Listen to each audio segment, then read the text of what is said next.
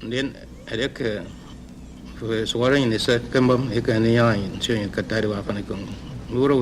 wish to extend greetings and friendly wishes to all who may encounter this Voyager and receive this message. Enviar a todos los seres del universo un afectuoso mensaje de paz y felicidad. Que el futuro nos depare la Ook oportunidad. België stuurt zijn groeten de ruimte in aan boord van de Voyager. En hoopt dat deze boodschap als ook... And good luck, Pandisi Wanadipan. Salon, a member of the Committee on Outer Space, and we believe, say, this committee good for we... My dear friends in outer space, as you probably know, my country is situated on the west coast of the continent of Africa, a landmass more or less in the shape of a question mark in the center of... در کمیته استفاده صلحجویانه از فضای ماورای جو افتخار دارم شادباش‌های مردم ایران Nis trebas vivi en paco con la popolo della tuta mondo della Vi såg en nebulosa i en tub. En gyllene dimflock tyckte vi oss se. I större tuber kunde den sig te som 1000 solars ofattbara rum. Vår tankes svindel föreställde sig att den sig lyfte högt från jorden kring. Från tid och rum, vår livsnaivitet till andra dimensioners majestät. Där härskar ingen lag av livets sort. Där härskar lagarna för världars värld. Där bölja solarna till mognad bort och klinga in i alla solars härd. En rikedom av solar finnes där. Var sol pulserar där med allt dess lag. I större solars oerhörda sken. Och allt är klarhet där och dagars dag.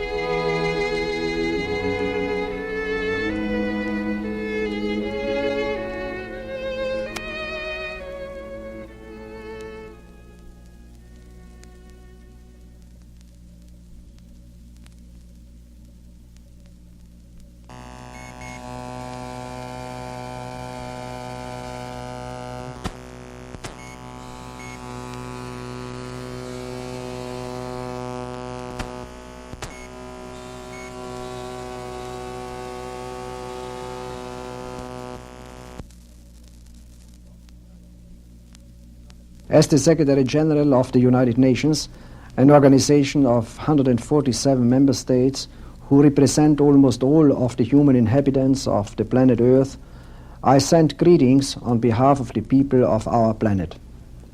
We step out of our solar system into the universe seeking only peace and friendship, to teach if we are called upon, to be taught if we are fortunate.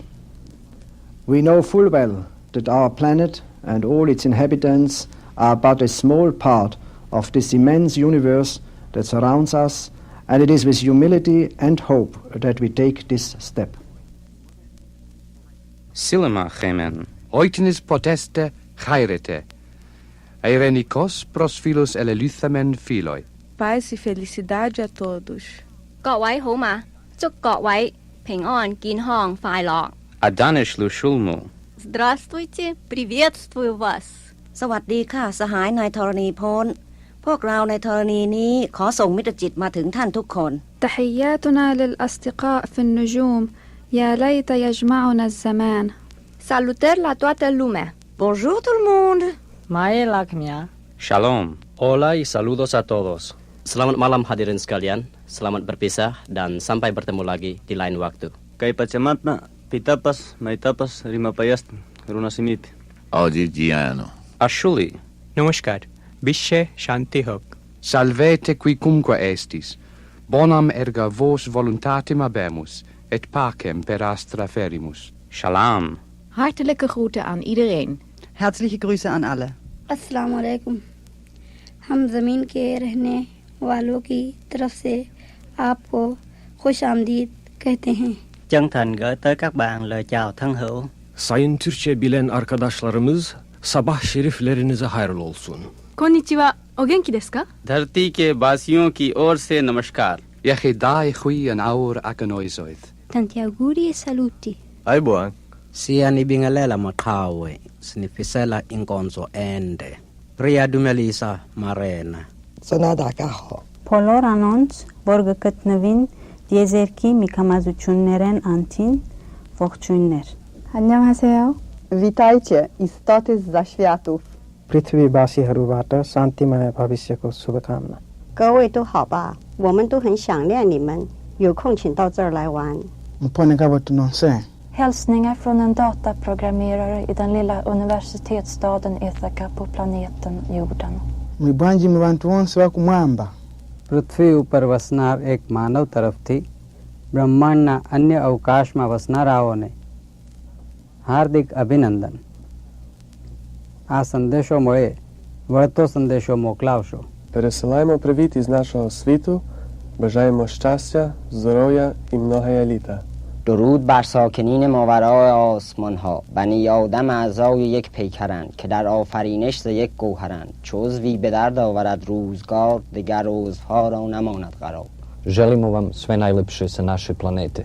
ସୂର୍ଯ୍ୟ ତାରକାର ତୃତୀୟ ଗ୍ରହ ପୃଥିବୀରୁ ବିଶ୍ୱ ବ୍ରହ୍ମାଣ୍ଡର ଅଧିବାସୀମାନଙ୍କୁ ଅଭିନନ୍ଦନ. Muslayo mutiabantu bensieno mukama bawemirembe bulijo. नमस्कार. या पृथ्वीतील लोक तुम्हाला त्यांचे शुभ विचार पाठवतात आणि त्यांची इच्छा आहे की तुम्ही या जन्मी धन्य हो. 太空朋友，您好，您食飽未？有影就嚟阮遮坐哦。Üdvözletet küldünk magyar nyelven minden békét szerető lénynek a világegyetemen. Namaste. Telugu మాట్లాడే జనముల నుంచి మా శుభాకాంక్షలు. Milí přátelé, přejeme vám vše nejlepší. नमस्ते. कन्नडिगर परवागी शुभाशयಗಳು. सब लोगों ने मारो राम राम पहुँचे. हमें अठे राजी खुशी हाँ, तुम्हें उठे राजी खुशी रह जाओ.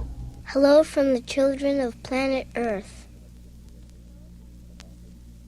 يا معشر الجن والإنس إن استطعتم أن تنفذوا من أقطار السماوات والأرض فانفذوا لا تنفذون إلا بسلطان.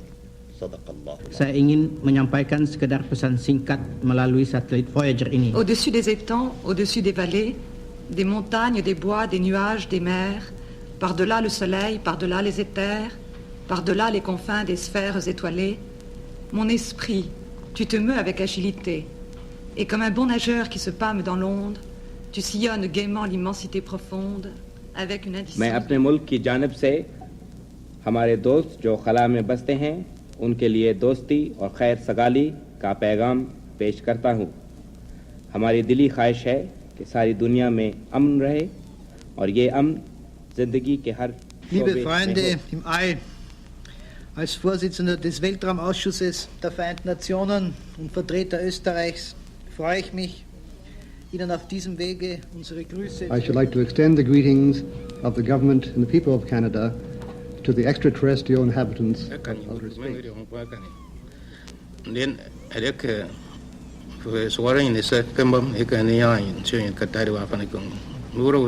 I wish to extend greetings and friendly wishes to all who may encounter this Voyager and receive this message. Enviar a todos los seres del universo un afectuoso mensaje de paz y felicidad. Que el futuro nos depare la oportunidad. Ook België stuurt zijn groeten de ruimte in aan boord van de Voyager.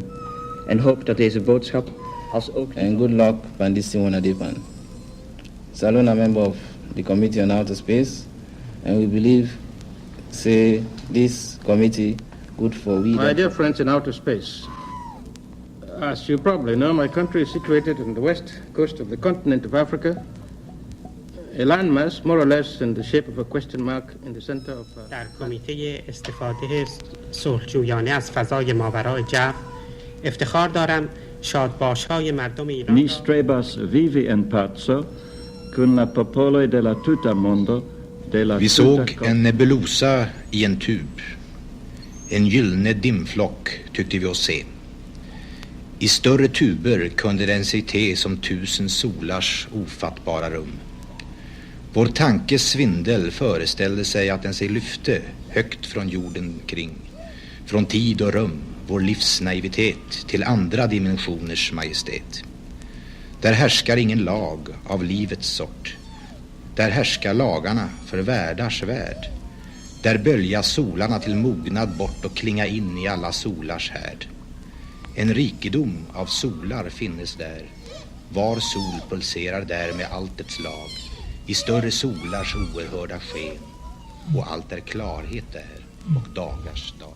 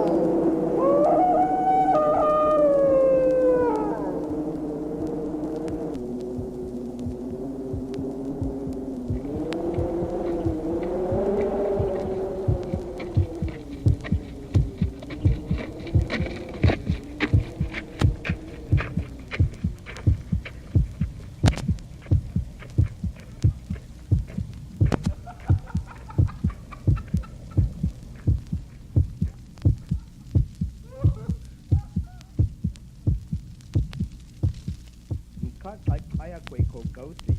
Te gamburu si kitak zakwe osigat.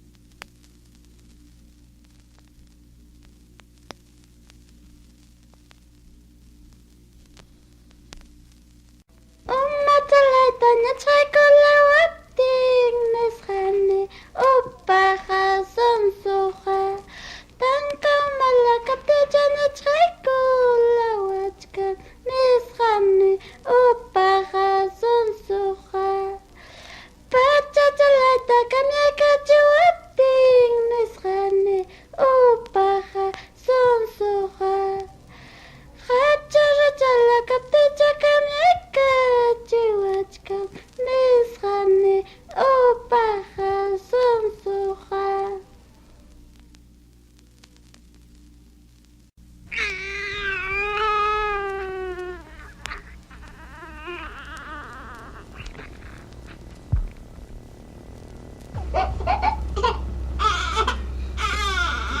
Oh, come on now. Be good boy. Oh, good boy.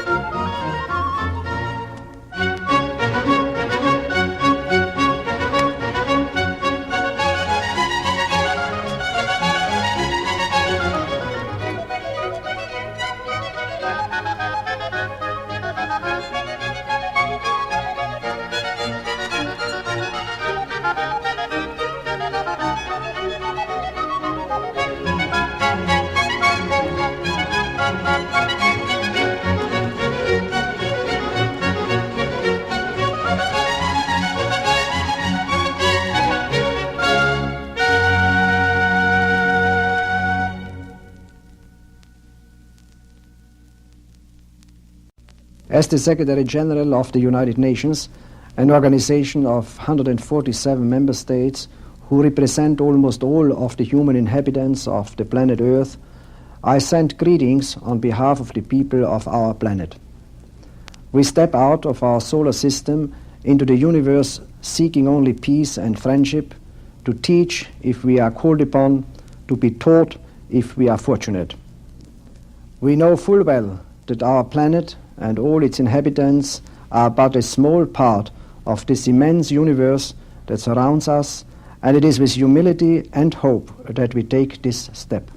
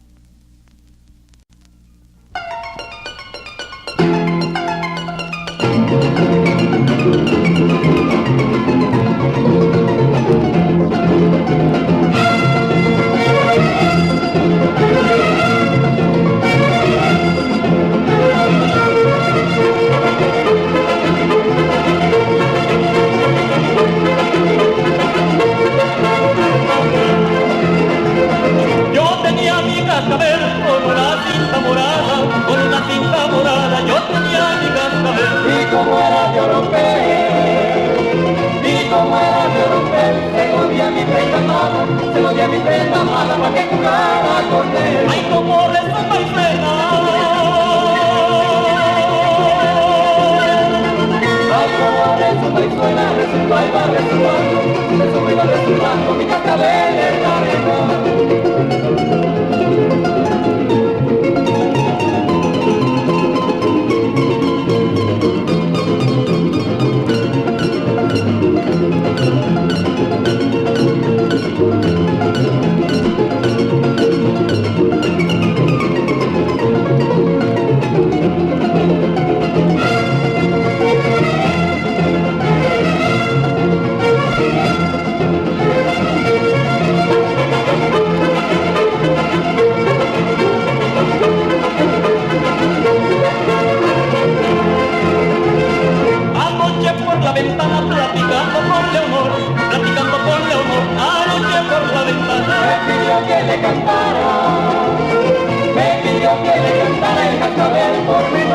Y que no me dilatara, me lo pedía por favor. Ay, como rezó Maicena, ay, como rezó Maicena, baila rezumbando, mi cascabel en la arena.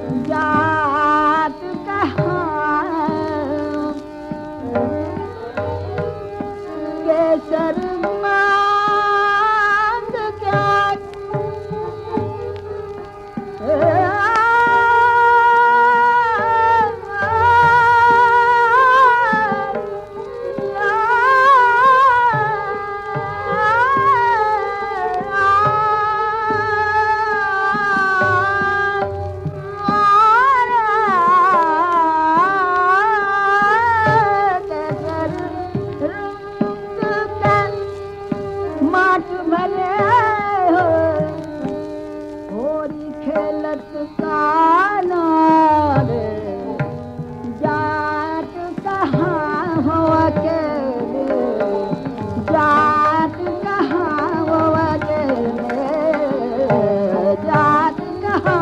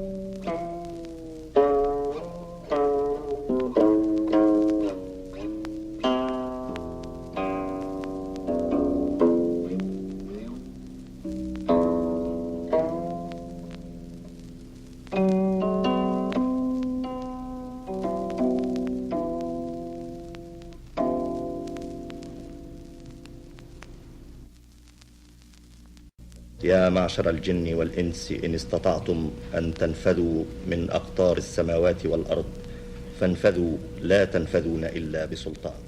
صدق الله. Saya ingin menyampaikan sekedar pesan singkat melalui satelit Voyager ini. Au-dessus des étangs, au-dessus des vallées, des montagnes, des bois, des nuages, des mers, par-delà le soleil, par-delà les éthers, par-delà les confins des sphères étoilées, mon esprit, tu te meus avec agilité, et comme un bon nageur qui se pâme dans l'onde, tu sillonnes gaiement l'immensité profonde avec une मैं indicible... अपने मुल्क की जानब से हमारे दोस्त जो खला में बसते हैं उनके लिए दोस्ती और खैर सगाली का पैगाम पेश करता हूँ।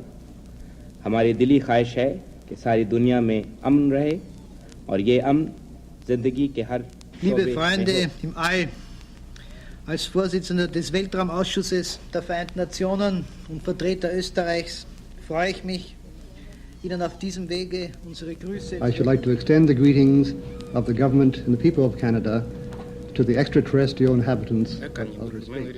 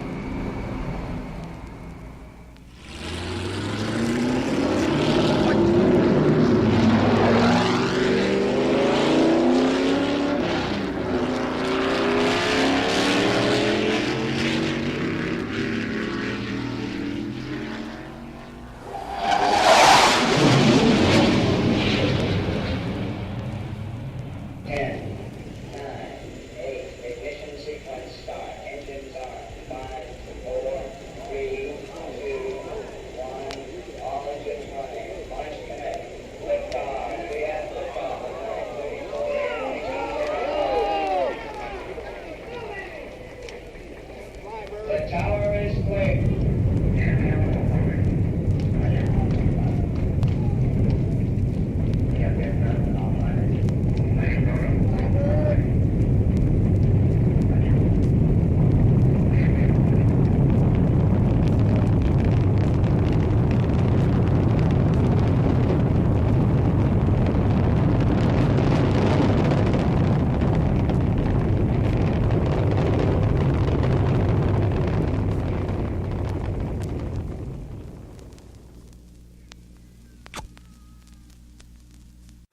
Silema gemen. Oitenis poteste chairete. Eirenikos pros philos eleluthamen philoi. Paz e felicidade a todos. 各位好嘛，祝各位平安、健康、快樂。 Adanish lushulmu. Здравствуйте, приветствую вас. สวัสดีค่ะสหายนายธรณีพลพวกเราในธรณีนี้ขอส่งมิตรจิตมาถึงท่านทุกคน تحياتنا للأصدقاء في النجوم يا ليت يجمعنا الزمان. Salutări la toată lumea. Bonjour tout le monde. Mae lakmia. Shalom. Hola y saludos a todos. Selamat malam hadirin sekalian. Selamat berpisah dan sampai bertemu lagi di lain waktu. Kay pachamatna, pitapas, maitapas, rimapayast, runasimip. Audigiano. Ashuli. Namaskar. Bishe Shanti Hok. Salvete quicumque estis. Bonam erga vos voluntatem habemus, et pacem per astra ferimus. Shalom. Hartelijke groeten aan iedereen. Herzliche Grüße an alle. अस्सलाम वालेकुम हम ज़मीन के रहने वालों की तरफ से आपको खुश आमदीद कहते हैं Chân thành gửi tới các bạn lời chào thân hữu. Sayın Türkçe bilen arkadaşlarımız, sabah şeriflerinize hayırlı olsun. Konnichiwa, o genki desu ka? धरती के वासियों की ओर से नमस्कार. Yechidai chui an aur aganoisoith. Tanti auguri e saluti. Aibuan. Siyanibingelela maqhawe, sinifisela inkonzo ende. Priya dumelisa marena. Sonadakaho. Բոլոր անոնց, որ գտնվին դիեզերքի միկամազություններեն անտին, ողջույններ. 안녕하세요. Witajcie, istoty z zaświatów. पृथ्वीवासीहरूबाट शान्तिमय भविष्यको शुभकामना 各位都好吧，我们都很想念你们，有空请到这儿来玩。 Hälsningar från en dataprogrammerare i den lilla universitetsstaden Ithaca på planeten jorden. પૃથ્વી ઉપર વસનાર એક માનવ તરફથી બ્રહ્માંડના અન્ય અવકાશમાં વસનારાઓને હાર્દિક અભિનંદન. આ સંદેશો મળે વળતો સંદેશો મોકલાવશો. Пересилаємо привіт із нашого світу, бажаємо щастя, здоров'я і многоя літа. درود بر ساکنین ماورای آسمان ها. بنی آدم اعضای یک پیکرند که در آفرینش ز یک گوهرند. چو عضوی به درد آورد روزگار، دگر عضوها را نماند قرار. Želimo vam sve najlepše sa naše planete. ସୂର୍ଯ୍ୟ ତାରକାର ତୃତୀୟ ଗ୍ରହ ପୃଥିବୀରୁ ବିଶ୍ୱ ବ୍ରହ୍ମାଣ୍ଡର ଅଧିବାସୀମାନଙ୍କୁ ଅଭିନନ୍ଦନ. Muslayo mutia abantu b'ensi eno mukama abawe emirembe bulijjo. नमस्कार. या पृथ्वीतील लोक तुम्हाला त्यांचे शुभविचार पाठवतात आणि त्यांची इच्छा आहे की तुम्ही या जन्मी धन्य हो. 太空朋友，您好，您家爸爸，有影得来阮家姐哦。 Üdvözletet küldünk magyar nyelven minden békét szerető lénynek a világegyetemen. Namaste. Telugu మాట్లాడే జనముల నుంచి మా శుభాకాంక్షలు. Milí přátelé, přejeme vám vše nejlepší. नमस्ते. कन्नडिगर परवागी शुभाशयಗಳು. सब लोगों ने मारो राम राम पहुँचे. हमें अठे राजी खुशी हाँ, तुम्हें उठे राजी खुशी रह जाओ. Hello from the children of planet Earth.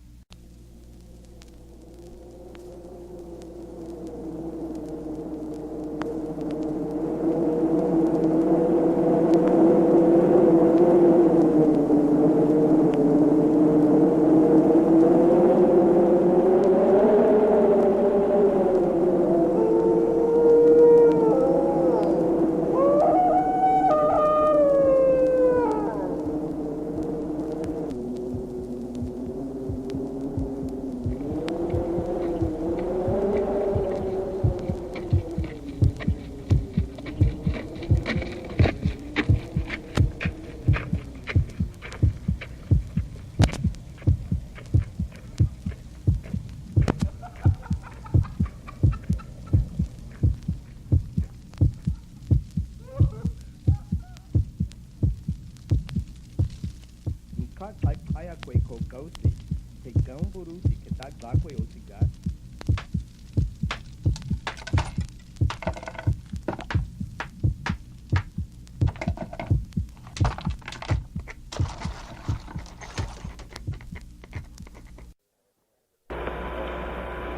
is Voyager launch control. Weather on channel 20. 69 minutes, 38 seconds and counting.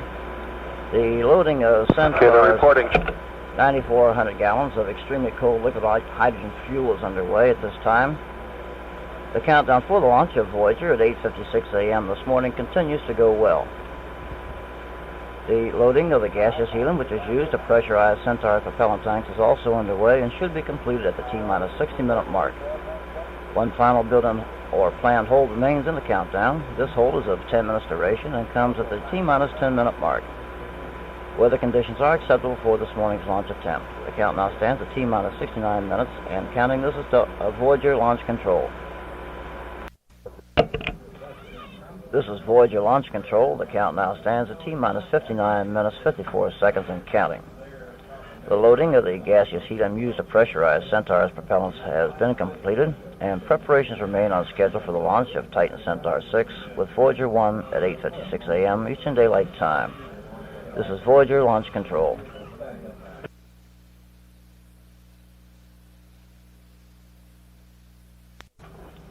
This is Voyager launch control. The count now stands at T-minus 49 minutes, 28 seconds and counting.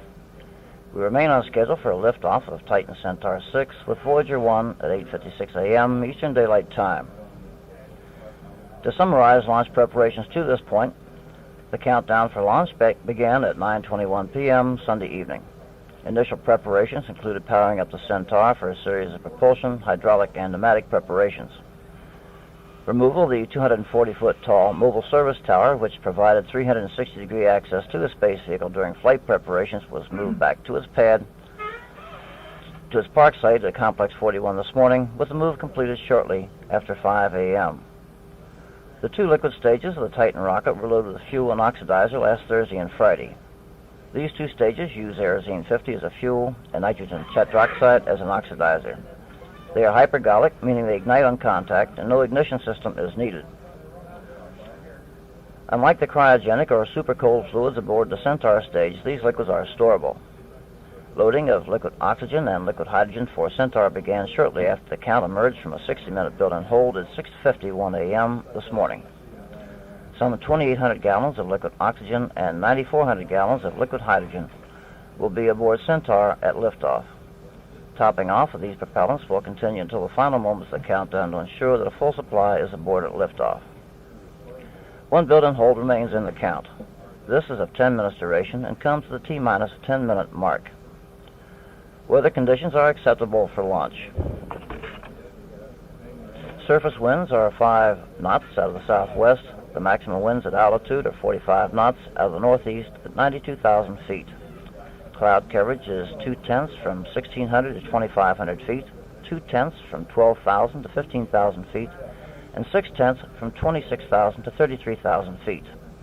The temperature at launch time should be about 80 degrees. All continues to go well on the countdown at this time. The count now stands at T-minus 47 minutes, 21 seconds and counting. This is Voyager launch control. This is Voyager launch control. The count now stands at T-minus 38 minutes, 25 seconds and counting. All continues to go well at this time. We're heading for a liftoff at 8:56 a.m. Eastern Daylight Time. A spin-up boost test of the Centaur boost pumps has just been performed. These two pumps are driven by hydrogen peroxide and deliver the initial charges of liquid hydrogen and liquid oxygen to the Centaur engines at the proper pressure for ignition. After ignition, the engine burn is self-sustaining through turbo pumps. The count now stands at T-minus 37 minutes, 54 seconds and counting. This is Voyager launch control. This is Voyager launch control at T-minus 28 minutes, 57 seconds and counting.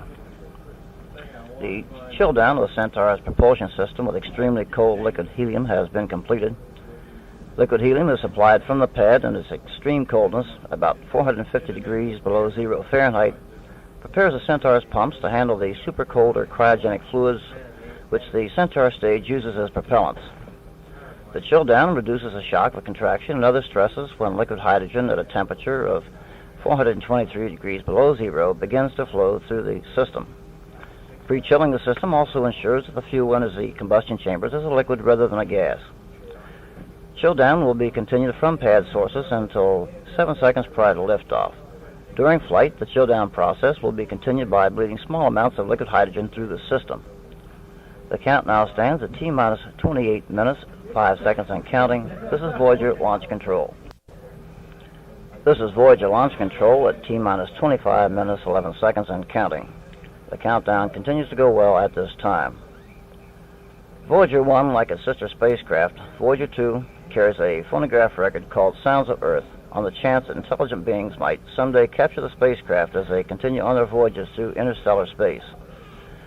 The 12-inch copper disc contained greetings from Earth people in 60 languages, samples of music from different cultures and eras, and natural sounds of surf, wind, and thunder, birds, whales, and other animals.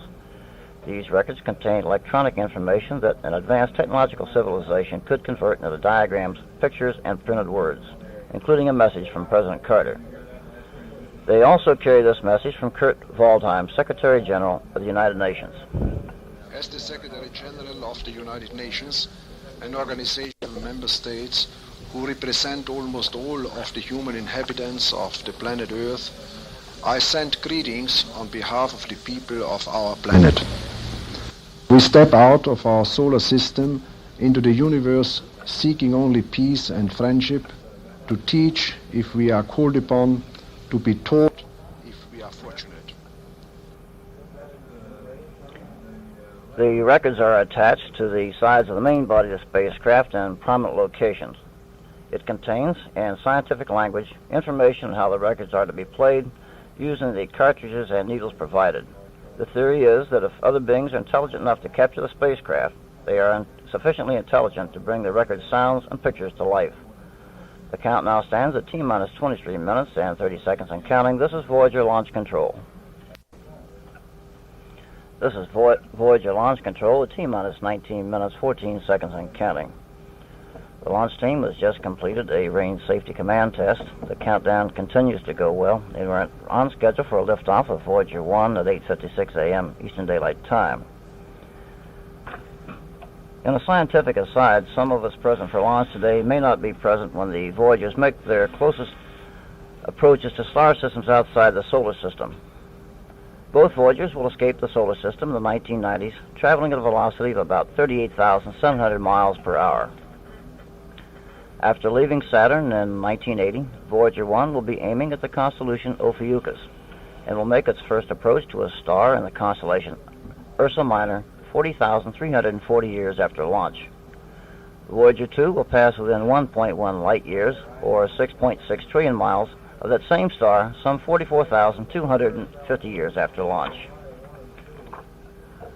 About 525,000 years after launch, Voyager 1 will approach within 1.5 light years of a star in the constellation Taurus.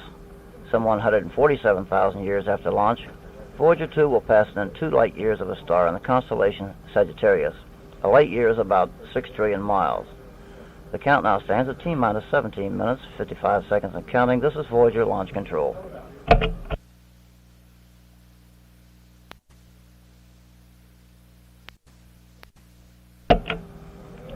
This is Voyager Launch Control at T-minus 14 minutes, 36 seconds and counting. We remain headed for that on-time liftoff of Titan Centaur 6 with Voyager 1 at 8:56 a.m. Eastern Daylight Time.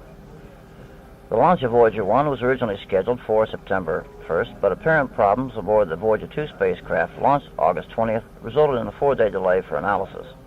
Charles Colhase, Mission Analysis and Engineering Manager for Voyager for the Jet Propulsion Laboratory, has provided this analysis of Voyager 2's current health and modifications made to the Voyager 1 spacecraft being launched today. This is a status report on the Voyager 2 and Voyager 1 spacecraft. Voyager 2 is healthy and in a stable cruise mode, locked onto the Sun in Canopus. A set of star pictures indicated that its science boom is within half a degree of full deployment and offers no problem in the planned use of the optical instruments on the scan platform. The mid-course maneuver of Voyager 2 originally scheduled for launch plus 6 days, has been postponed until launch plus 54 days, but will be only 12 meters per second in size. After holding detailed reviews to understand the in-flight anomalies experienced by Voyager 2, the following corrective actions have been taken on the Voyager 1 spacecraft, scheduled for launch on Labor Day. 2 leaf springs have been added to the science boom actuator to double the deployment torque.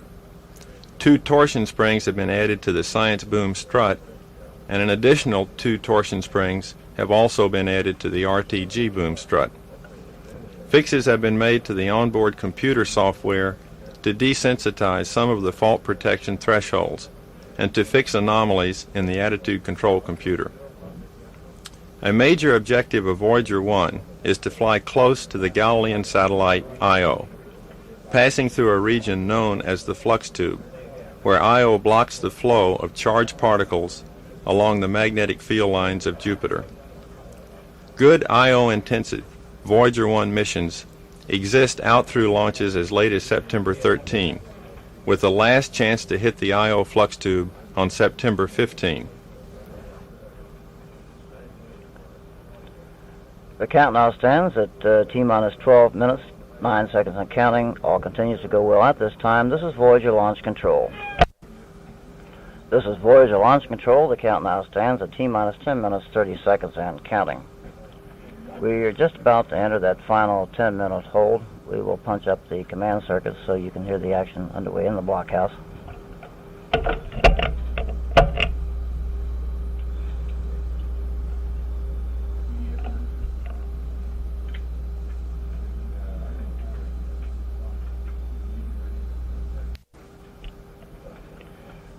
This is Voyager Launch Control. We are now in that final 10-minute built-in hold. This is an evaluation period during which a number of last-minute checks will be conducted by the launch team in the vertical integration building to make certain that the rocket and spacecraft are ready for launch. The 1,800-pound Voyager spacecraft being launched today is the second of 2 being hurled on ambitious survey missions of the outer planets. During the Voyager's decade-long missions, they could explore as many as 15 major heavenly bodies. These include gigantic Jupiter, ring Saturn, several moons of both planets, and possibly Uranus. The twin spacecraft will be making measurements and taking close-up pictures, returning information to Earth that could shed new light on the origin and early history of the solar system and our own planet Earth. The Voyagers will swing past Jupiter at 4-month intervals in 1979 and fly past Saturn and its curious rings in 1980 and 1981. Voyager 2, launched August 20th, has a possibility of making a flyby of Uranus in 1986. Voyager 2 set a new speed record for a spacecraft when it was hurled toward the outer planets with a velocity of 32,325 miles per hour. Voyager 1 will set still another speed record for interplanetary hot rods. Its velocity at interplanetary injection will be 32,481 miles per hour. That's about 9 miles per second. The Jupiter-Earth distance at liftoff today is 497 million miles. Voyager 2, now underway for more than 2 weeks, will be some 8.7 million miles from Earth as of 3 p.m. today, traveling with a velocity of just under 22,000 miles per hour. Since launch, it has traveled a distance of 35.5 million miles along its curving trajectory. Approximately 7 minutes and 20 seconds remain in the 10-minute built-in hold. We remain at T-minus 10 minutes and holding. This is Voyager Launch Control.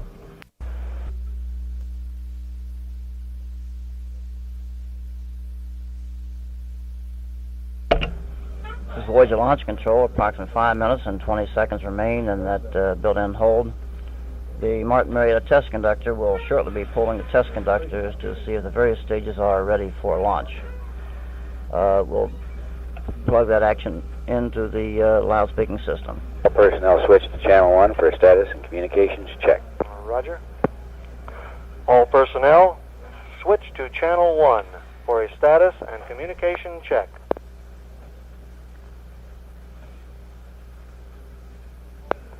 This is ATC for a status and communications check. CTC first. Roger. Centaur status check. Propulsion. Go. Hydraulics. Go. Pneumatics. Go. Flight control. Go. Vehicle power. Go. RF systems. Go. Telemetry. Go. Launch control. Go. Range safety command. Go. LOX control. Go. Hydrogen control. Go. Environmental control system. Go. Instrumentation. Go. CTC to VTC Centaur is go. Roger. Titan status report. Electrical. Go. Instrumentation. Instrumentation is go. Flight controls. Go. Flight safety. Flight safety, go. Facilities propulsion. Go. Sequencer. Go. ALRC. ALRC is go. LCC. Go. Quality. Quality, go. Engineering. Engineering is go. VTC Titan is go. Roger. SRM for a status check. Engineering. Engineering is go. Instrumentation. Instrumentation go. VTC, SRM is go. Roger. Spacecraft. Spacecraft is go. Roger. Range. Range is go. Pad safety. PSO is go. Roger. Launch director. Roger. Resume the count at the end of the built-in hole. Roger. Sequencer is VTC. Go ahead. We'll pick up the count at 12:46 GMT. Roger. On my mark. Standing by.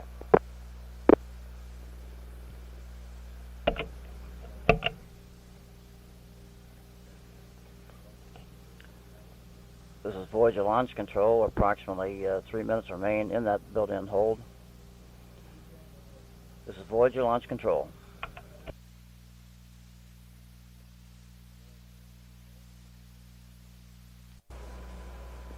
This is Voyager launch control.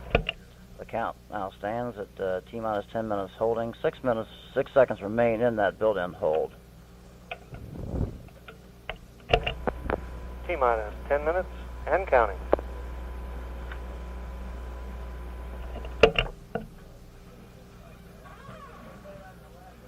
We have just emerged from that final 10-minute built-in hold. This is the 7th and final mission now planned for the very successful Titan Centaur rocket. It was a launch vehicle for the twin Helios missions carrying spacecraft in towards the Sun. It launched the twin Viking missions to Mars in 1975, and it was a launch vehicle for Voyager 2 on August 20th.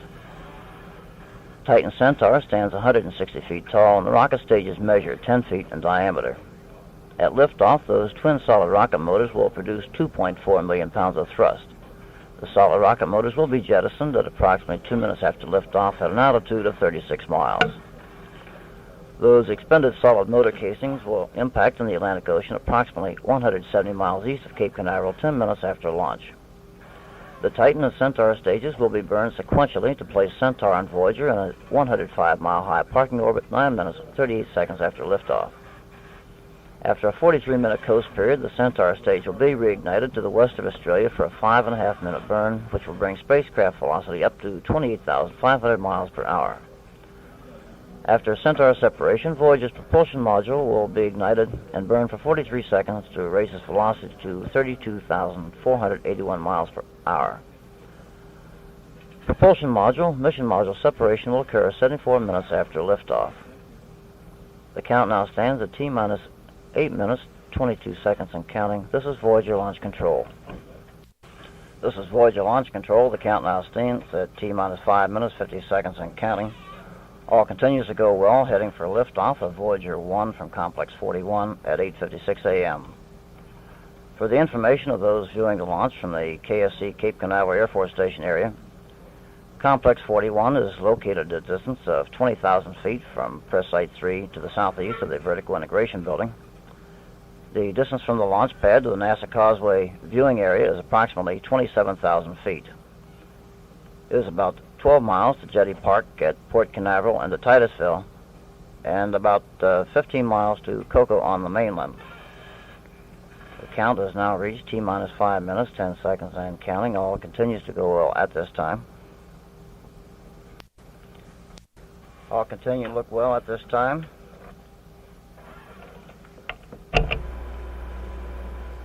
Centaur propulsion ready. Roger. Environmental control ready. Roger.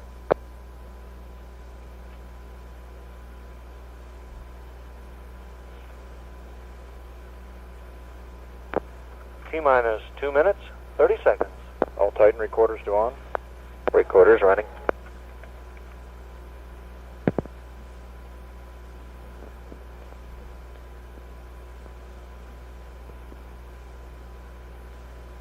T-minus 2:15.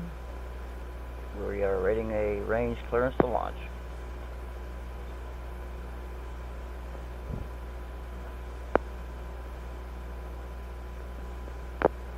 T-minus 2 minutes. Range Safety Command to arm.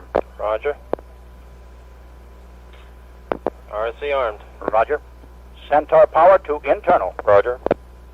VSO item 2 under 2. Ignition enabled. Centaur power on internal. Roger.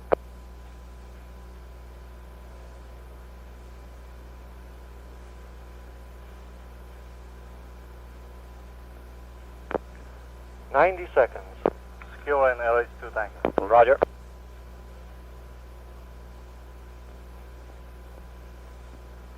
Hydrogen systems ready. Roger.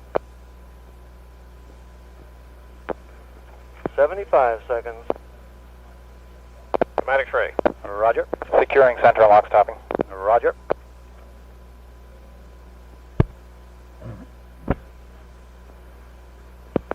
T-minus 1 Lock minute. System ready. 60 Roger. seconds. Arm permit switch to auto. Auto.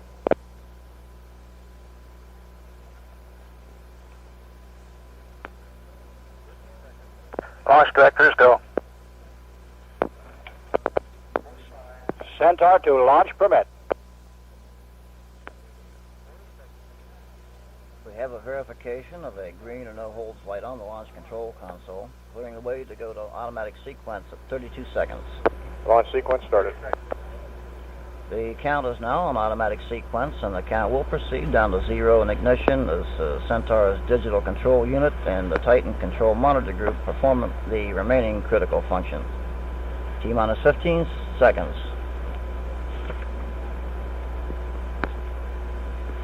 T-minus 10, 9, 8, 7, 6, 5, 4, 3, 2, 1. MDS. We have ignition. We have a liftoff. Roll program is in on time. Vehicle response is normal. TVC bus voltage look good. Tank pressures look good. Okay, MDS. Hitch program was in on time. Vehicle response was normal also.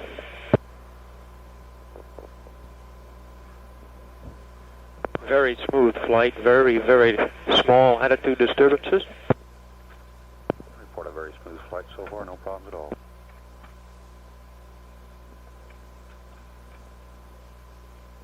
TV tank pressures look T very plus good. 40 seconds. Solid motor chamber pressures look very good. Very smooth flight. Very smooth flight so far, no problems at all. Vibration levels appear to be very low. T plus 1 minute. ECU appears to be performing normally. Vehicle response remains very light, very little steering. Everything looking very good so far, no problem at all.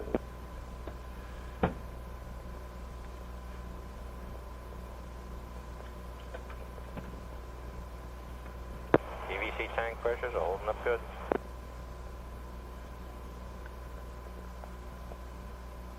Go ahead. The hydrogen vent valve has been opened on time.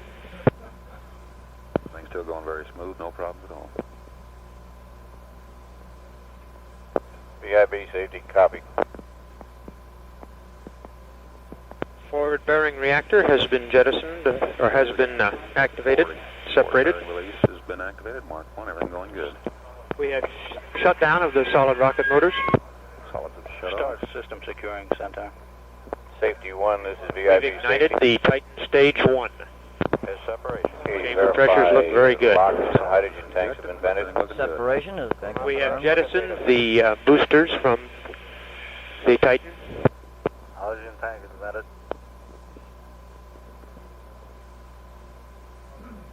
T plus 2 minutes 20 seconds.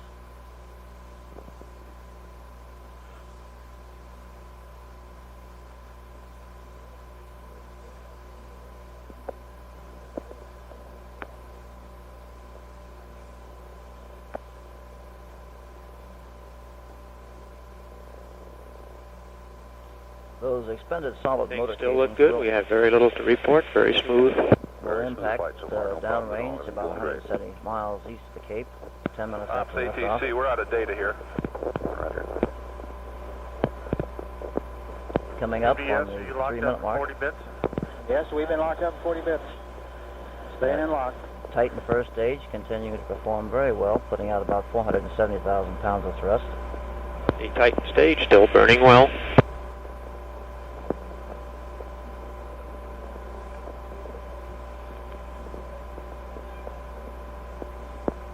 That Titan first stage still has approximately 1 minute left to burn.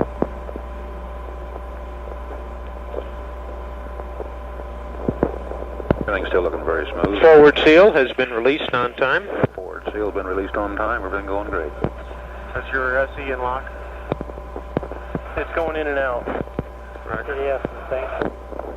All the DCU functions appear to be normal at this time. The Titan stage 1 continues to burn well. Titan stage 1 still burning very well. No problems at all. Crisp looks right on the money.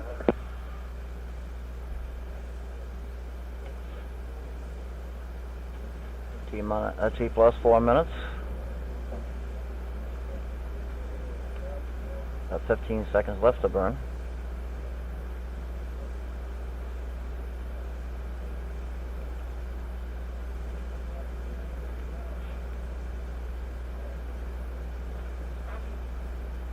We have Titan stage 1 shutdown, Titan stage 2 ignition, and separation of the two Titan stages, all on time and normal. 2 from 1. Everything going good. Titan stage 2 seems to be burning well. Shroud has been jettisoned. Jettisoned. Mark 7. Shroud jettison appeared to be normal.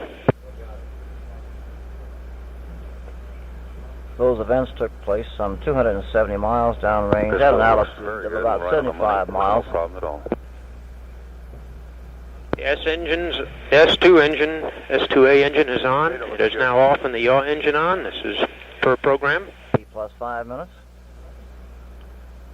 Some 2 minutes and 40 seconds remaining in the burn. Titan second stage.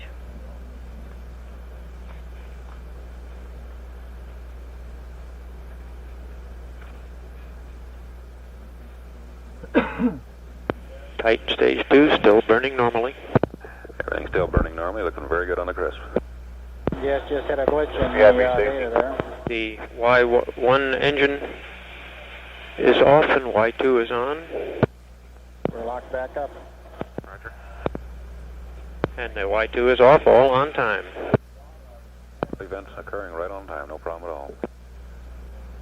Crisp still looks very good, right on the money.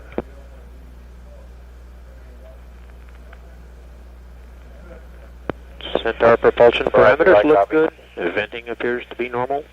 DCU functions appear normal. T plus 6 minutes. Stage 2 continues to burn well. This thing's still looking very well.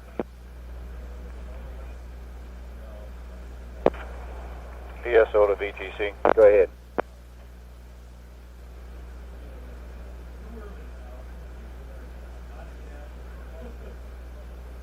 Everything's still looking real good. No problems at all. PSO to VTC. Go ahead.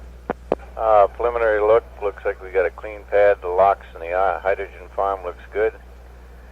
There's no sign of a fire. There's so far going through this south gate. The only report was that we still have water on. Roger, it'll stay on for another 4 minutes here. Understand. And that was a report on the pad condition at Complex 41 after liftoff. We're coming up on everything looking very well so 7 far, minutes. No problems at all. On my mark. Mark, 7 minutes. Continues to burn normally. 40 some seconds remain until shutdown of that Titan second stage.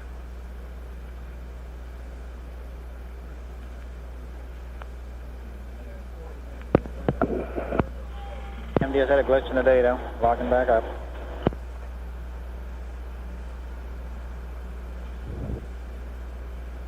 Boost pumps have started. Centaur boost pumps have started. Vehicle is pressurized. Out of sync. Centaur is pressurized. FDS out of sync. Roger. MDS Bit synchronizer is locked. At 40 bits. TDS resync. FDS back in lock. This is VIB safety. Have Titan shut down. Shut down. We have Titan Centaur separation. We have Titan Centaur separation. We have pre-start on the Centaur. Centaur's got pre-start. Main engine start. Main engine start. Both engines are up and burning well. Both engines up and burning well. Chamber pressures look good. All pressures look good. All pressures looking good. First burn of the Centaur stage will last for a minute then. DCU functions look good. It looks like the Centaur is off and running fine. Took place some 960 miles down in range at an altitude of about 105 miles.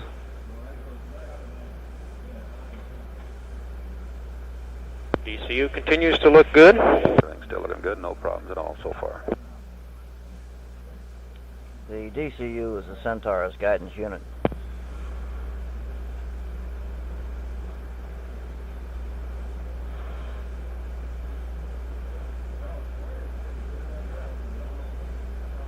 All events in this flight have occurred on operating schedule. on Antigua data here.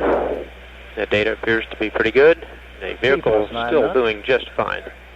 About 35 seconds remaining in that first burn of the Centaur stage.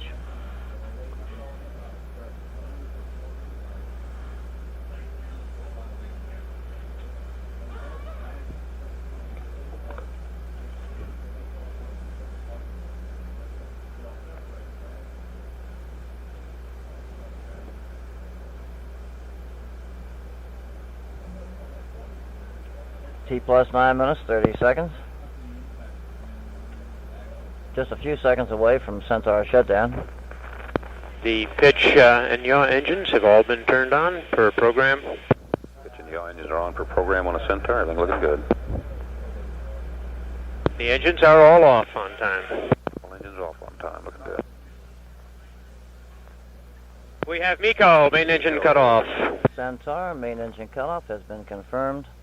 MECO appeared to be normal. Centaur and Voyager are now on a 105-mile-high parking orbit, heading down over the South Atlantic on a trajectory which will carry them south of the tip of Africa, data now while until we get to and again to the north and the west of Australia. When's that due? All events in this flight have gone on schedule to this point. The vehicle performance, based upon the telemetry data, looks very good at this time. We appear to be in a normal coast. Centaur looks like a normal coast. Everything looking good. TDS resync. Those reports you hear this are coming is from Launch Skip Spec on McKee Channel 1. of PSC's Expendable Vehicles Directorate. PTC. Are you on one?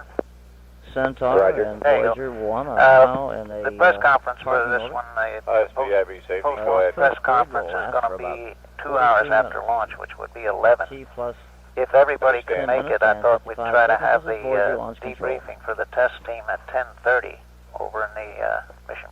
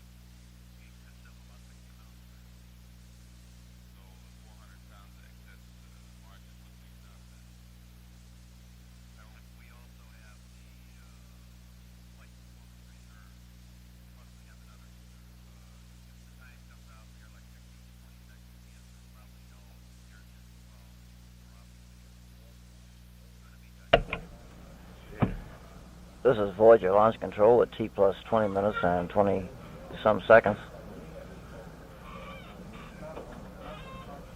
Centaur and Voyager 1 remain in that 105-mile-high parking orbit. Approximately 32 minutes remains before we have the restart of the Centaur stage. All continues to go well at this time. This is Voyager launch control at T plus 20 minutes, 49 seconds.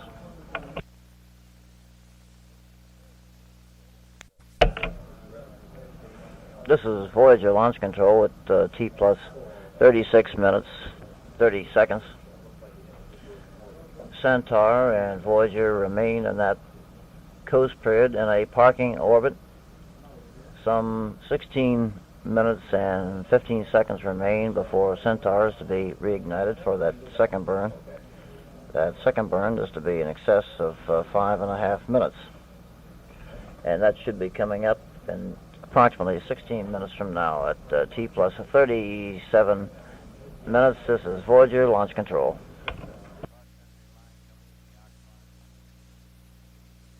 Please. This is Voyager launch control at T plus 43 minutes and 46 seconds. Centaur and Voyager are now in that coast period off the west coast of Australia. Just 9 minutes remains before the restart of the Centaur upper stage.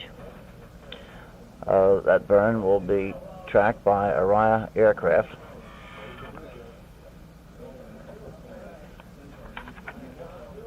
The duration of this burn will be in excess of 5.5 minutes, and that burn is now at just slightly in excess of 8.5 minutes away at T plus 44 minutes and 30 seconds. This is Voyager launch control.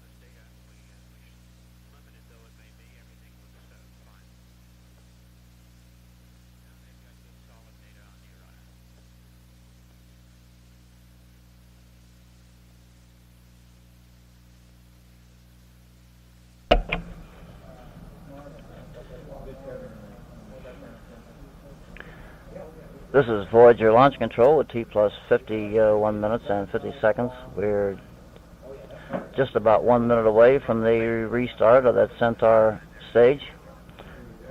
We'll press up the command channels coming back so you can hear what they're saying as we near that burn. Synchronizer is locked up here now.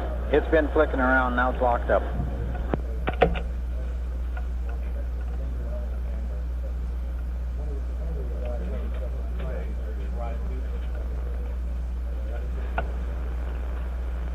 They're out at the moment.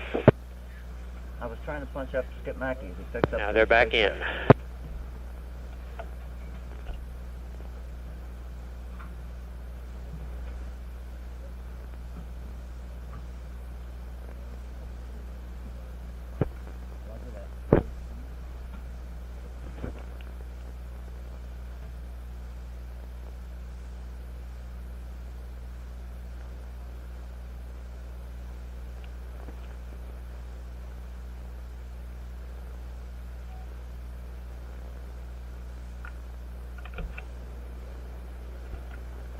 Circ pumps are on, I believe, based upon a little bit of data here. We went right back. We started the engines. Both Centaur engines are up and burning well, and the feedback pots indicate that we are in good control.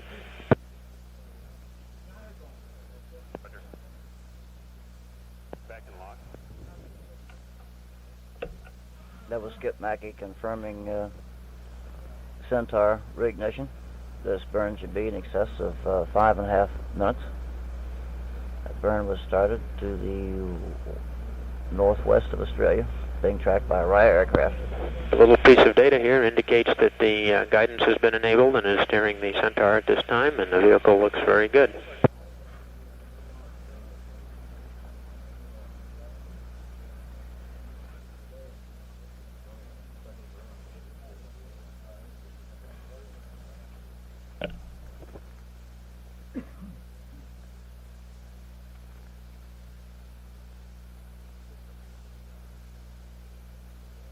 Continue to get good data from the Orion showing a normal burn of the Centaur.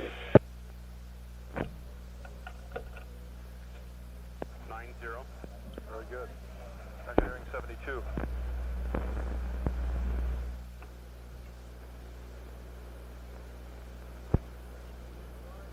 Just 7-8. Roger, very good. It's under 7 minutes now to Voyager separation. TC, CCS. Go ahead. Our first bit of data says we have an event count of 14, which would be the event count before the 3 alpha. Roger. Where we should be. We had LOS on the Still spacecraft. good data from the Orion 1, and still a normally burning vehicle. Still have high BIC 2. Roger. That first bit of data looks like a CCS hour pulse. All right, there should be a CCS hour pulse 3 minutes ago. Riot 2's got AOS. We'll stand by for decom.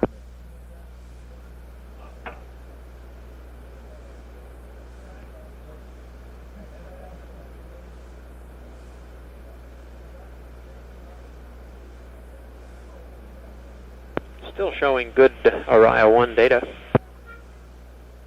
and a normally burning vehicle.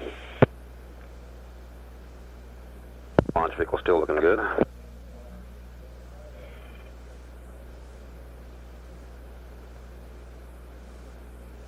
Skip, do you get an overlap with Orion 2 so that we know that they'll be up while we still look at Orion 1?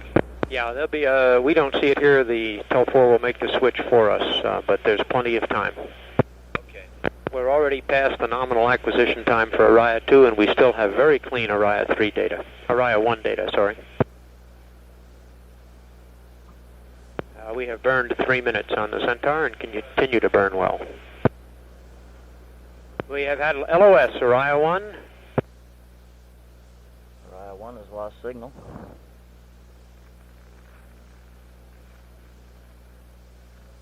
There's 5 minutes remaining. Real-time strip charts have not been switched. There we have Orion 2 data now. The second Orion Data's coming back. Space vehicle.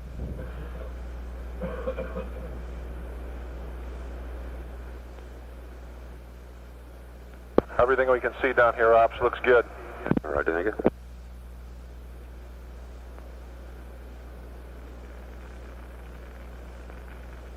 MDS had a glitch.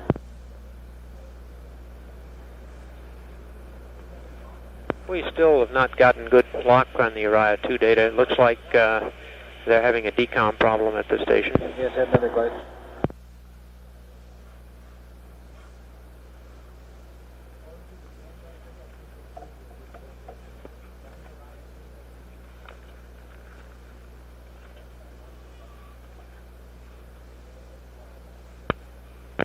Still no Uriah 2 data to look at. Understand they have the signal, but we're not getting it here.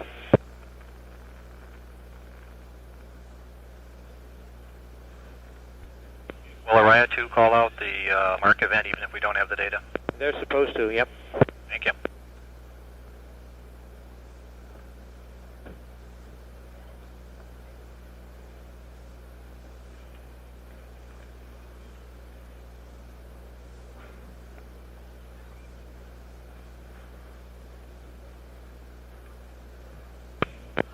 We're having Telefora switch among all the available sources looking for something that's coming in good, but at this time we don't see any data.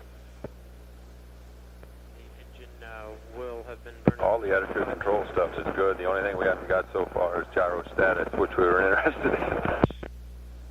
Vanguard AOS isn't until 3600. We're not going to make it. Plus they're early. Hey, we got something. We got some data, and it's still burning. It's up and burning, and this is Uriah 2. It has the characteristic of... Okay, launch vehicle still burning. We got data back for the launch vehicle now. Still looking good. We have main engine cut off. MECO was sharp and clear. We have main engine cut off has for 2. been confirmed. Control of the spacecraft will now be passed to the Jet Propulsion Laboratory in Pasadena. It sure looked like a velocity cutoff to everybody who looked at it.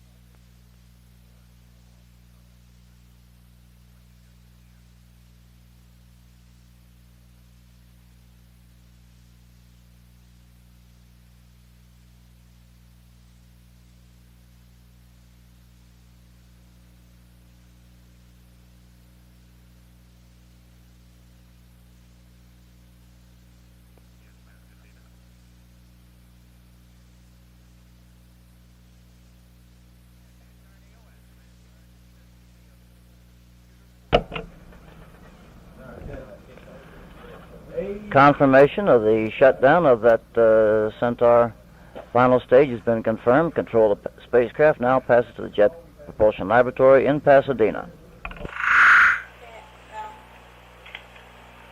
Good morning. This is the Voyager Mission Control at the Jet Propulsion Laboratory in Pasadena.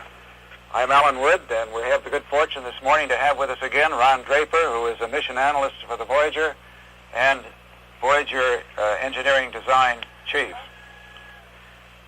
We're coming up now on the spacecraft should be aligning itself, the Centaur should be aligning itself for the separation of the spacecraft from the Centaur. The purpose of the alignment is what, Ron? Simply to get us started in the right direction. And when we then get the separation event, the springs push us off, and we then are on our own, and we then stabilize again on that attitude that the Centaur set us up on. Then we take over, and shortly thereafter we will ignite the 100-pound engines, 5-pound engines for control, then ignite the solid rocket, which really injects us on our own orbit out to Jupiter. The next event will be the turning on of the command and computer subsystem clock, which is the master clock on the spacecraft that times all of the events for the whole mission. As a matter of fact, that clock will actually, once it's started by the Centaur, will cause us to fire the separation event itself, and we then separate on our own right from the vehicle. Following the turn on of the clock, we'll have spacecraft separation, probably in about a minute and a half. That's right. Now, shown on the hard copy at this time is a photograph showing the spacecraft in its launch configuration. And the science boom and the RTG booms are both down next to the side of the spacecraft to give it strength to protect place at this location between an adapter that we build to go to the Centaur and the spacecraft itself.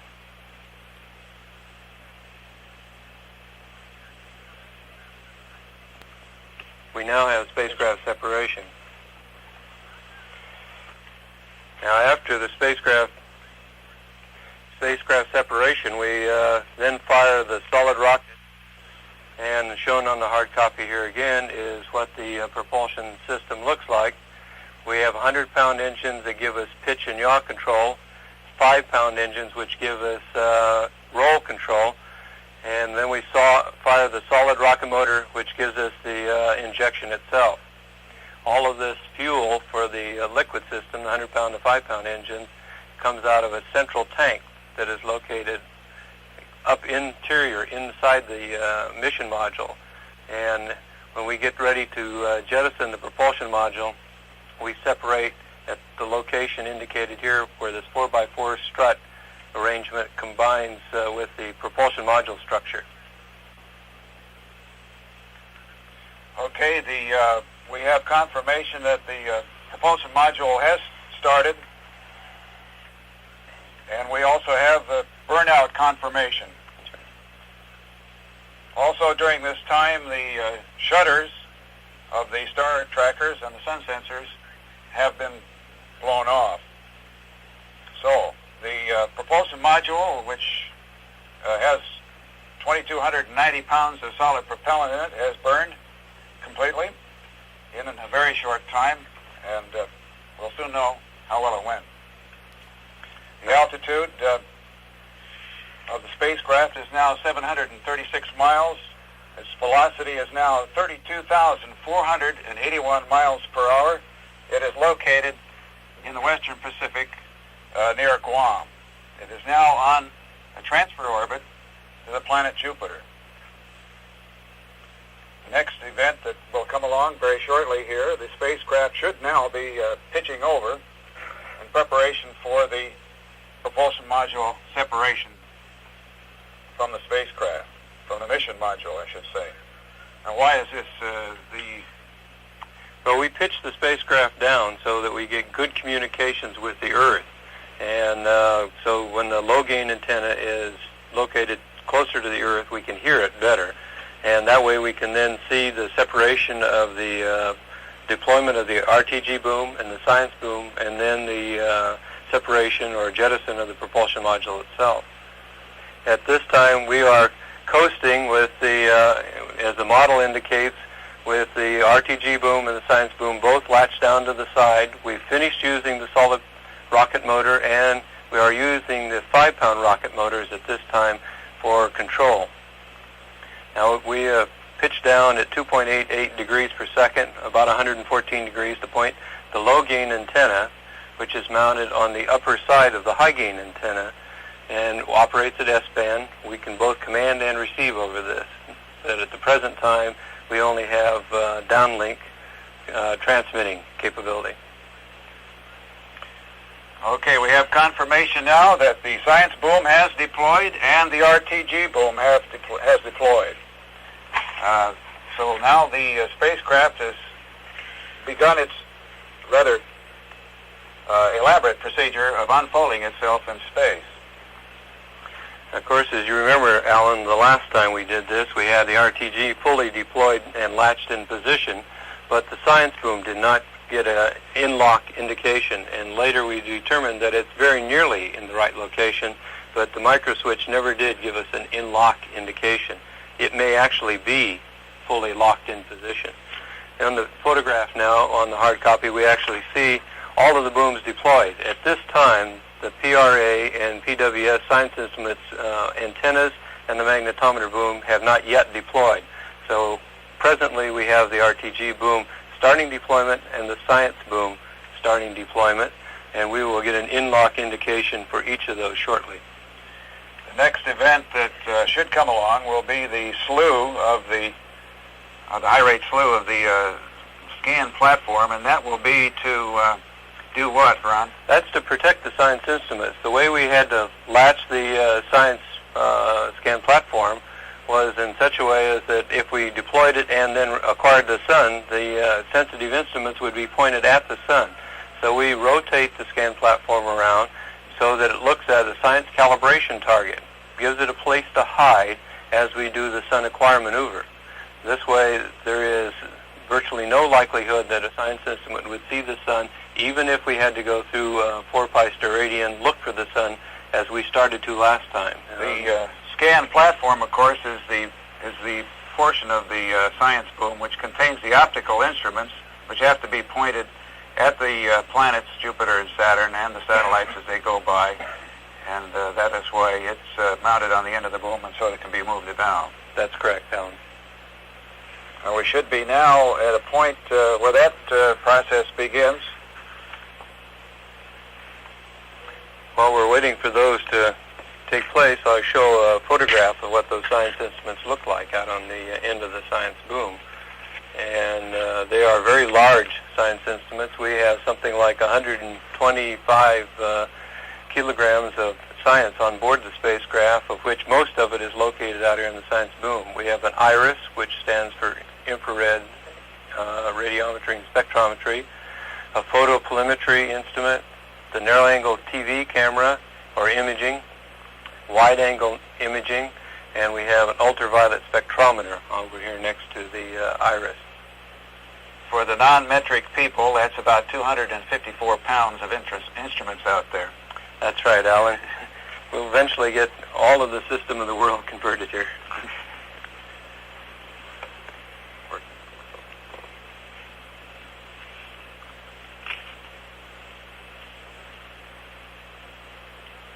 The next event after the slew of the platform will be the propulsion module separation. And we are now launch plus 1 hour, 9 minutes, and 13 seconds, and the altitude of the spacecraft is now 2,732 miles, traveling at a speed of 29,953 miles per hour. It is going away from the Earth very rapidly. In fact, it passes the moon. It will pass the moon in approximately 10 hours, I believe. Is that right, Ron? It's about 8 hours. We're actually really moving. Faster than that. That's right. It's a much faster trajectory than the Voyager 2, which was launched on August 20th. Now, at this time, we started off with the spacecraft total weight, including the adapter, 4,589 pounds, and we left with the Centaur an adapter that weighed 104 pounds. That gave us a total of 4,485 pounds, which we separated from the Centaur. And then we burned the solid rocket motor, and we're left with 350 pounds that were in the propulsion module when we jettisoned it.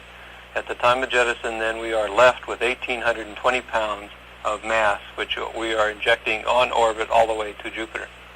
Very good. I think now we'll check out for a few minutes. This is Voyager Mission Control. Out.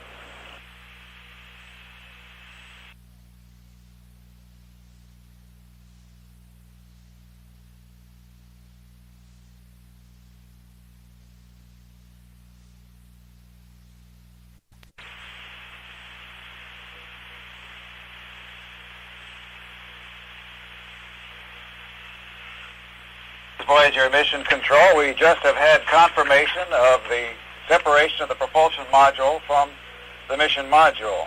So far, all of the events have come off on time, as planned, no hitches. Apparently, the fixes have been made properly to Voyager 1. We haven't had a problem at all yet with Voyager 1 as compared with Voyager 2, Ron. That's right, and the fixes were all positive sort of things. We've added additional springs to the actuator, which deploys both the science boom and the RTG boom. We also added additional springs at the on the booms of each of those to latch the strut in location, and we removed the gyro check that was taking place early in the launch phase and put it down in the coast phase. As a result of that, we did not switch gyros either of the two times we did earlier in the launch of Voyager 2. Now, we are in all-axis inertial control at the present time of the spacecraft, and we have not switched plumbing like we did last time as a direct result of removing a few events which were made to add additional safety but caused additional problems for us the last time. And so it's working right on a textbook kind of a launch and sequence for a Sun Acquire.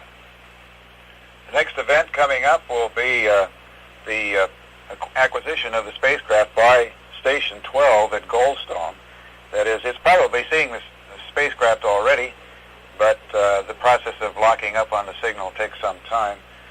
This should come along in a few minutes when the spacecraft is approximately very close to 6,000 miles away from the Earth now, or at least in altitude, and traveling at 27,873 miles per hour. As I said a moment ago, the events have all been absolutely perfect this morning on the spacecraft, and from all we can tell from Dick Young's commentary at the Cape, that all of the launch events of the Titan Centaur went off as planned.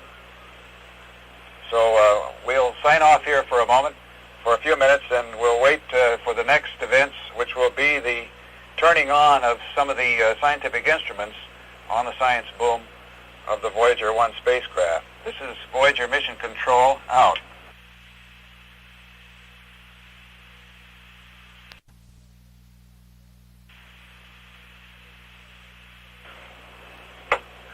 This is Voyager Mission Control. We now have confirmation that the station at the Goldstone, Station 12, is now in two-way lock with the spacecraft. We also have confirmation that both of the latch springs, the latch micro switches, have sent signals to the ground that they are in place. The booms, both booms, are fully deployed with the struts locked in place, and that's another milestone for Voyager 1 performance over Voyager 2. The next event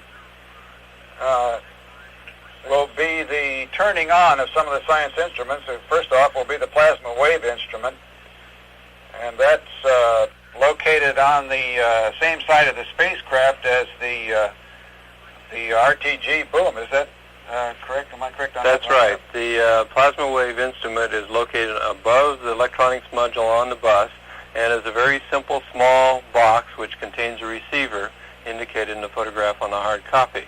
It's an instrument that weighs a little over 3 pounds, takes a little over 1.1 watts to operate in cruise and 1.6 watts to operate in counter. And it's really a receiver that looks for electric fields of plasma waves over a frequency range from 10 hertz to 56.2 kHz. That's mostly plasma from the sun. That's right. Right. And it has 16 different channels that it steps and frequencies to analyze, and then we have an additional waveform analyzer that we put on at encounter times and give it very high data rates at those times. Yeah.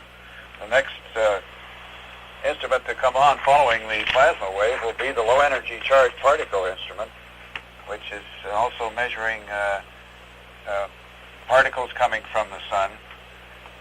And do they follow the magnetic field lines as the plasma wave does, or is it a different kind of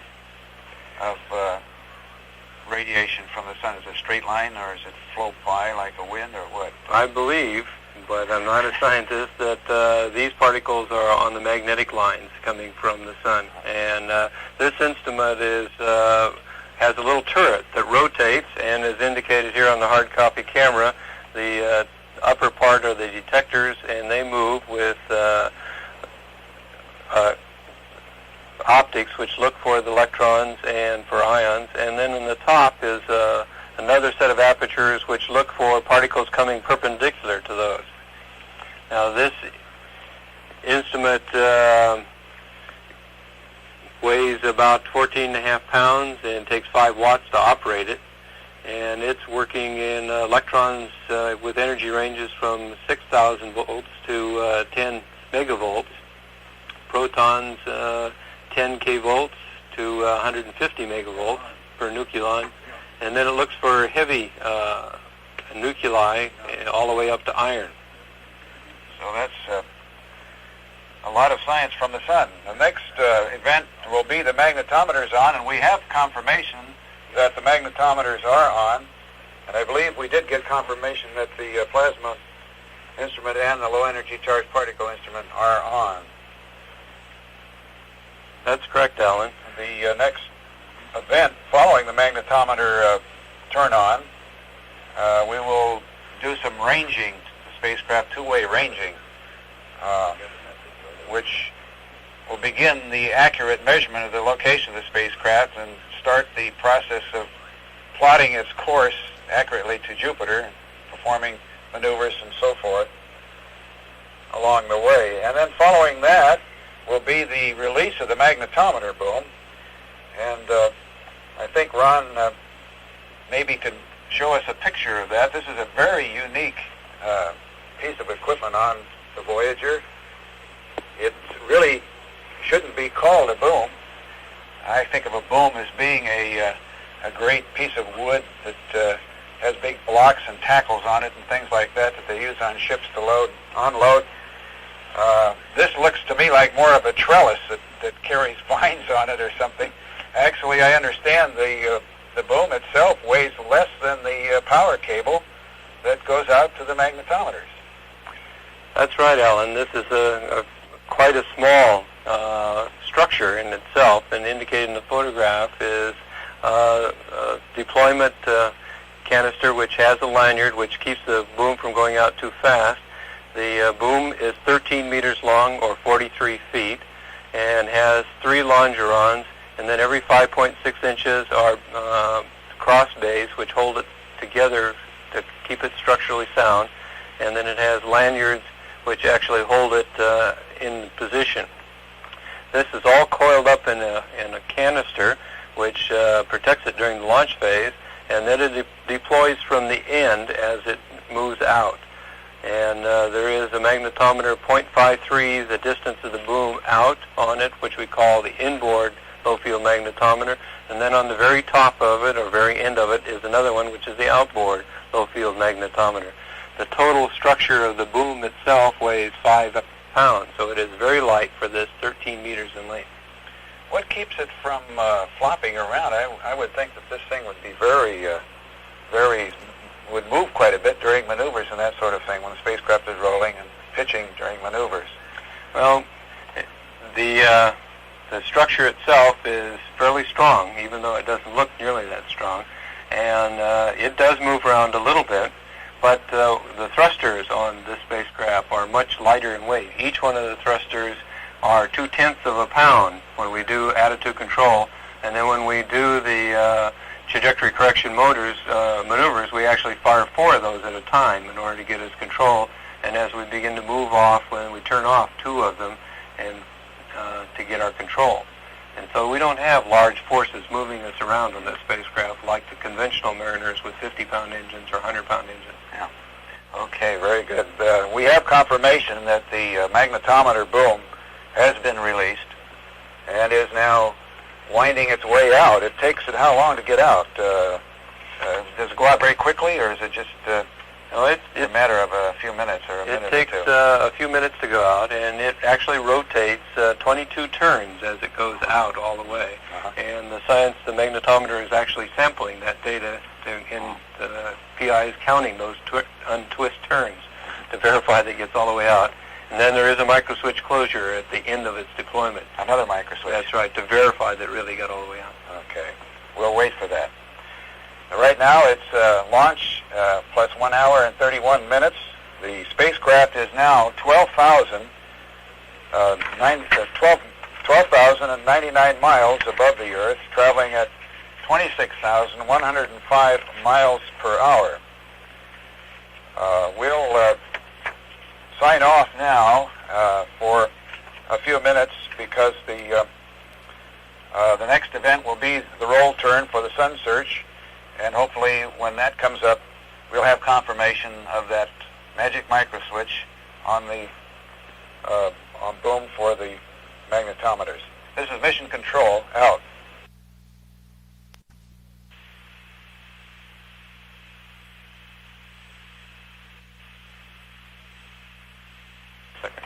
This is Voyager Mission Control.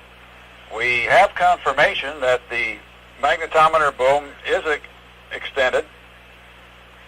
we are now coming up on the start of the roll turn for the sun search.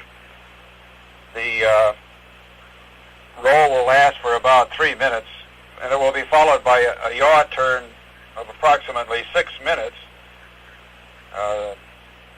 This is to align the sun sensors in the proper direction to view the sun, which will put the spacecraft in a stable position, at least in one axis. And then there is a slight offset built into this so that the sun sensor is not looking directly at the sun.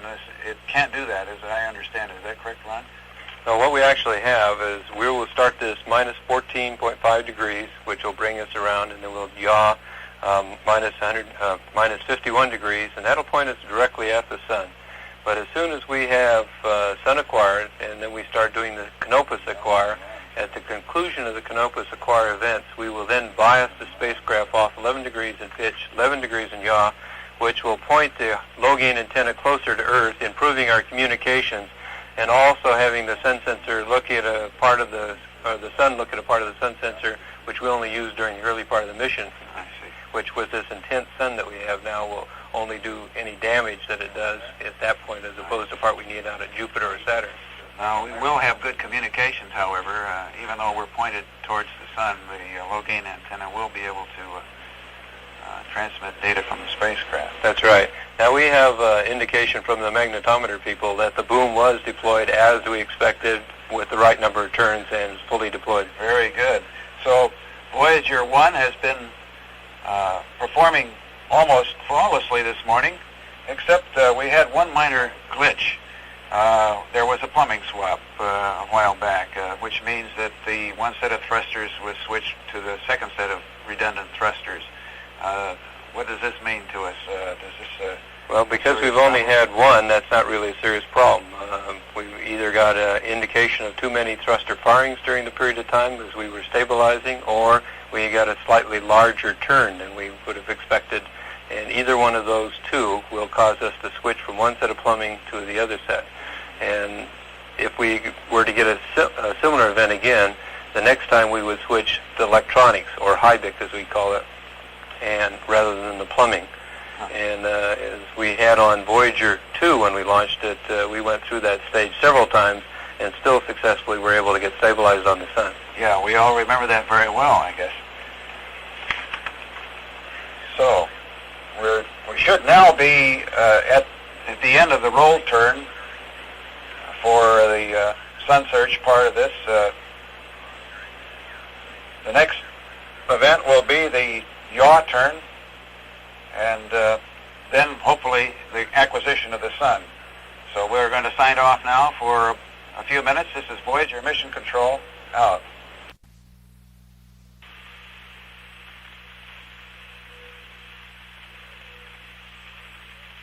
This is Voyager Mission Control. We have confirmation that the yaw turn has started in this sequence to locate the sun and locate the sun sensor facing the sun.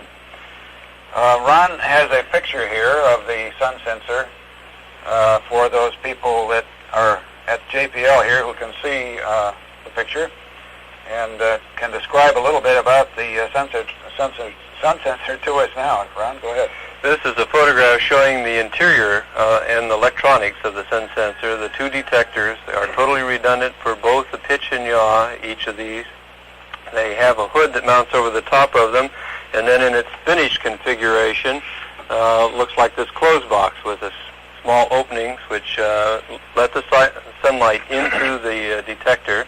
On the sides of the sun sensor are RTGs, 6 of them, RHUs, which stand for radioisotope heater units, 3 on each side, each producing 1 watt by radioisotope thermal decay of heat.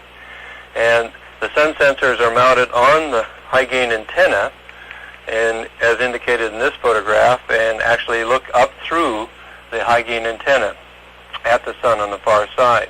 In order to maintain the thermal control of these sun sensors, there are 3 louvers which open up to let additional heat out, and then we have 2 heaters which are turned on when we get quite some distance from the Earth as a way to keep them warm. We will finish this minus 51.3 degree yaw turn shortly and actually have the spacecraft using these sun sensors pointed directly at the sun. So the yaw turn should end shortly. We'll go off the air now and come back as soon as we get confirmation of that event. This is Voyager Mission Control out. This is Voyager Mission Control. We have confirmation that the yaw turn has ended. The spacecraft is now 18,442 miles, 242 miles above the surface, traveling at 25,278 miles per hour. The actual sun acquisition will take place in roughly about 15 minutes from now. So Actually, we have the sun in the field of view of both the wide-angle portion of the sun sensor and the narrow-angle field of view of the sun sensor. The guidance and control analyst has just reported. Very good. So we are actually in the sun-acquired position, but we're in all-axis inertial control at the present time. So that means that the enabling of the sun sensor itself, or of that part of the attitude control system, comes later. That's right, but the sun is actually there, ready to be acquired. Well, that's good news. This is Voyager Mission Control, out.